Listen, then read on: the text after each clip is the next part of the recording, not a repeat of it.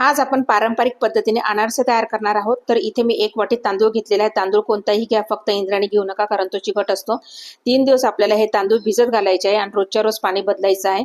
चौथ्या दिवशी मात्र हे जाळीवर काढून मी पाणी निथळून घेतलेलं आहे आणि नंतर मस्त स्वच्छ कापडावर आपल्याला 1 तास तरी पंख्याच्या खाली वाळवून घ्यायचं आहे। तांदूळ असा कोरडा करायचा नाही, वरतून वाळलेला आणि आतमधून असा छान अगदी ओला पाहिजे आहे। आता हे आपल्याला मिक्सर ग्राइंडरला मस्त छान असं फिरवून घ्यायचं आहे आणि मैद्याच्या चाळणीने मस्तपैकी असं गाळून घ्यायचं आहे। तर हे पूर्ण पीठ गाळून झाले आहे। यामध्ये आपल्याला 1 चमचा फक्त तूप घालून घ्यायचं आहे आणि 1 वाटी आपल्याला पिठी साखर घालायची आहे। थोडी कमी असली तरी चालणार आहे आणि असं सगळं मिक्स करून गोळे बनवून घ्यायचे आहे। 2 दिवसानंतर हे चेक करायचं आहे आणि इथे सगळं असं ते गोळे फोडून घ्यायचे आहे। त्यामध्ये अगदी लागलं कोरडेपणा वाटलं तर तुम्ही दूध टाकू शकता, पाणी टाकू शकता, अगदी थेंब थेंब टाकून मग असा व्यवस्थित गोळा करायचा आहे आणि त्यामध्ये अगदी थोडंसं तूप घालून आपल्याला इथं लगेच अनारसे तयार करायला घ्यायचे, तुम्ही पाहू शकता। तर हे असं तूप टाकून ठेवल्यानंतर आपल्याला 2 तासानंतर अनारसे तयार करायचे आणि छान तळून घ्यायचे आहे।